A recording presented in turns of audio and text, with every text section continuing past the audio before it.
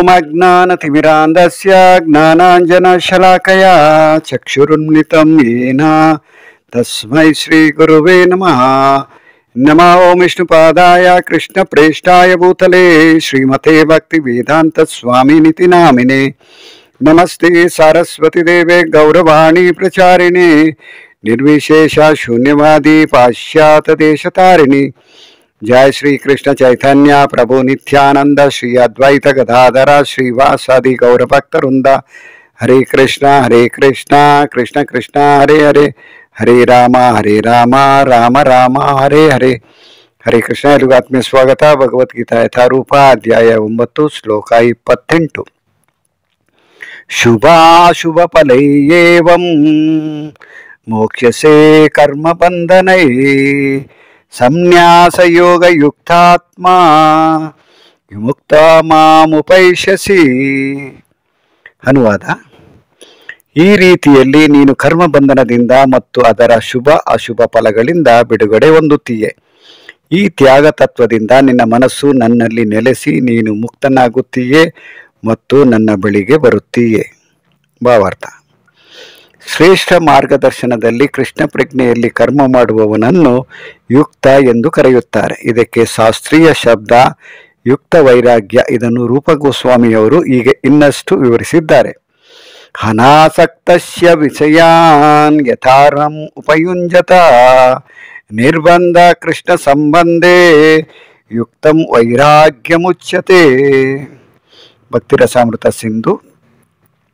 ನಾವು ಈ ಐಹಿಕ ಜಗತ್ತಿನಲ್ಲಿ ಇರುವವರೆಗೆ ಕರ್ಮ ಮಾಡಲೇಬೇಕು, ಕರ್ಮವನ್ನು ಬಿಡುವಂತಿಲ್ಲ. ಹಾಗೆ ಕರ್ಮಗಳನ್ನು ಮಾಡಿ ಫಲಗಳನ್ನು ಕೃಷ್ಣನಿಗೆ ಅರ್ಪಿಸಿದರೆ ಅದಕ್ಕೆ ಯುಕ್ತ ವೈರಾಗ್ಯ ಎಂದು ಹೆಸರು ಎಂದು ರೂಪ ಗೋಸ್ವಾಮಿಯವರು ಹೇಳುತ್ತಾರೆ. ವಾಸ್ತವವಾಗಿ ಸನ್ಯಾಸದಲ್ಲಿ ನೆಲೆಸಿದಾಗ ಇಂತಹ ಚಟುವಟಿಕೆಗಳು ಮನಸ್ಸಿನ ದರ್ಪಣವನ್ನು ಸ್ವಚ್ಛಗೊಳಿಸುತ್ತವೆ. ಕರ್ತನು ಕ್ರಮಕ್ರಮವಾಗಿ ಆತ್ಮಸಾಕ್ಷಾತ್ಕಾರದಲ್ಲಿ ಮುನ್ನಡೆದಂತೆ ಆತನು ಸಂಪೂರ್ಣವಾಗಿ ದೇವೋತ್ತಮ ಪರಮಪುರುಷನಿಗೆ ಶರಣಾಗುತ್ತಾನೆ. ಆದುದರಿಂದ ಕಡೆಯಲ್ಲಿ ಮುಕ್ತನಾಗುತ್ತಾನೆ. ಈ ಮುಕ್ತಿಯನ್ನು ಖಚಿತವಾಗಿ ಹೇಳಿದೆ. ಈ ಮುಕ್ತಿಯಿಂದ ಆತನು ಬ್ರಹ್ಮಜ್ಯೋತಿಯೊಂದಿಗೆ ಒಂದಾಗುವುದಿಲ್ಲ, ಆದರೆ ಪರಮಪ್ರಭುವಿನ ಲೋಕವನ್ನು ಪ್ರವೇಶಿಸುತ್ತಾನೆ. ಇದನ್ನು ಇಲ್ಲಿ ಸ್ಪಷ್ಟವಾಗಿ ಹೇಳಿದೆ. ಮಾಂ ಉಪೈಷ್ಯಸಿ, ಆತನು ನನ್ನ ಬಳಿಗೆ ಬರುತ್ತಾನೆ ಎಂದರೆ ಭಗವದ್ಧಾಮಕ್ಕೆ ಹಿಂದಿರುಗುತ್ತಾನೆ.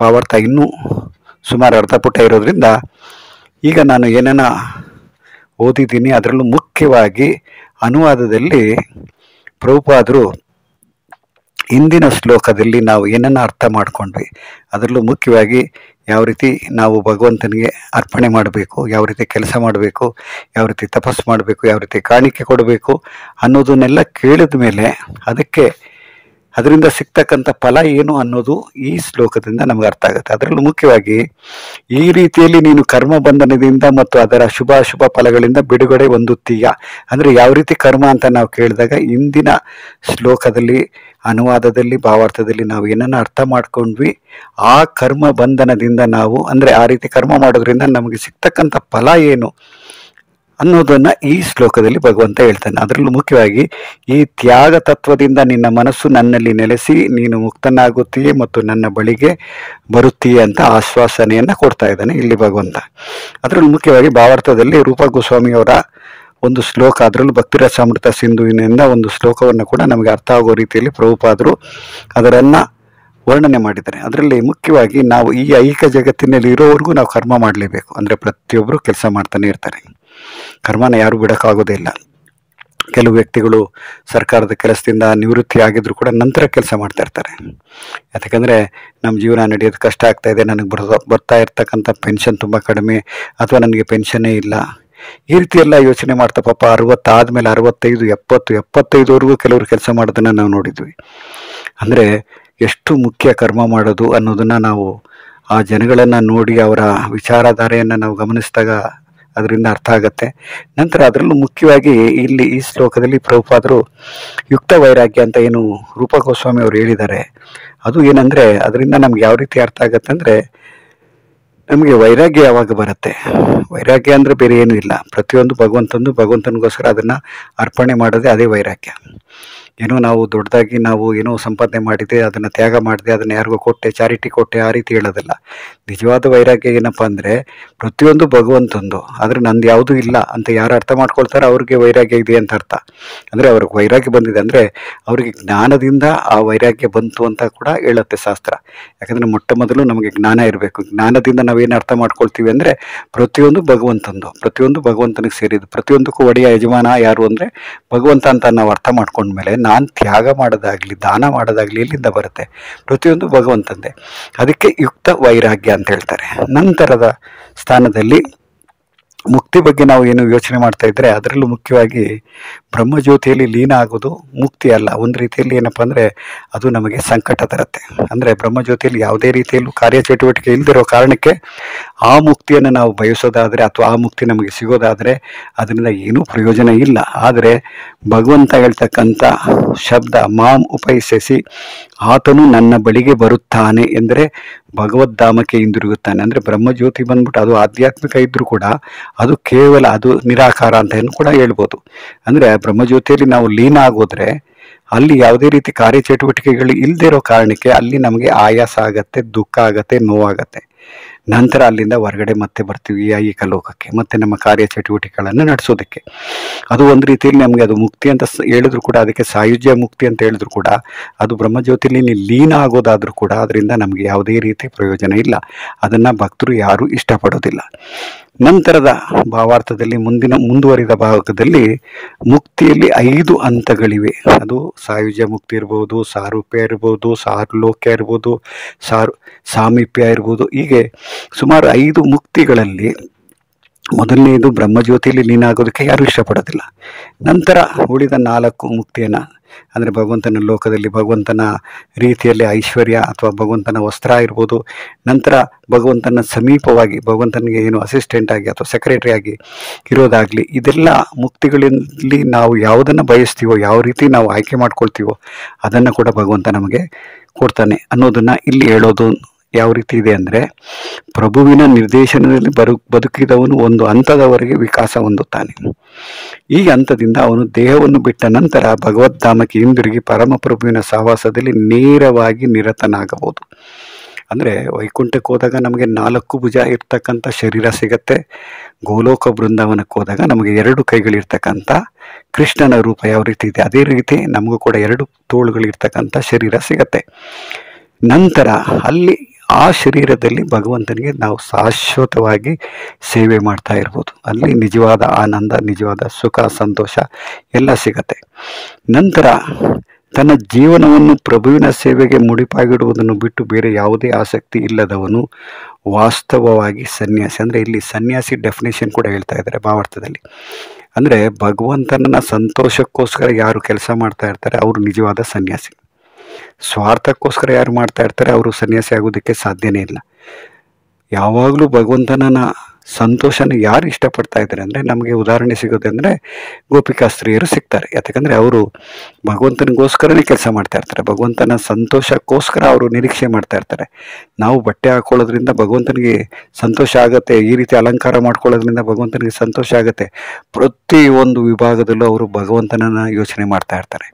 ಅದೇ ರೀತಿ ಸನ್ಯಾಸಿ ಆಗಿರ್ತಕ್ಕಂಥವ್ರು ಕೂಡ ಭಗವಂತನನ್ನ ಸಂತೋಷನ ಇಷ್ಟಪಡ್ತಕ್ಕಂಥವನು ನಿಜವಾದ ಸನ್ಯಾಸಿ. ಅಂತಹ ಮನುಷ್ಯನು ತನ್ನನ್ನು ಪ್ರಭುವಿನ ಪರಮ ಇಚ್ಛೆಯನ್ನು ಅವಲಂಬಿಸಿದ ನಿರಂತರ ಸೇವಕ ಎಂದೇ ಭಾವಿಸುತ್ತಾನೆ. ಹೀಗಾಗಿ ಅವನು ಏನನ್ನೇ ಮಾಡಲಿ ಪ್ರಭುವಿನ ಪ್ರಯೋಜನಕ್ಕಾಗಿ ಮಾಡುತ್ತಾನೆ. ಅವನು ಯಾವ ಕಾರ್ಯವನ್ನೇ ಮಾಡಲಿ ಅದನ್ನು ಪ್ರಭುವಿನ ಸೇವೆ ಎಂದು ಮಾಡುತ್ತಾನೆ.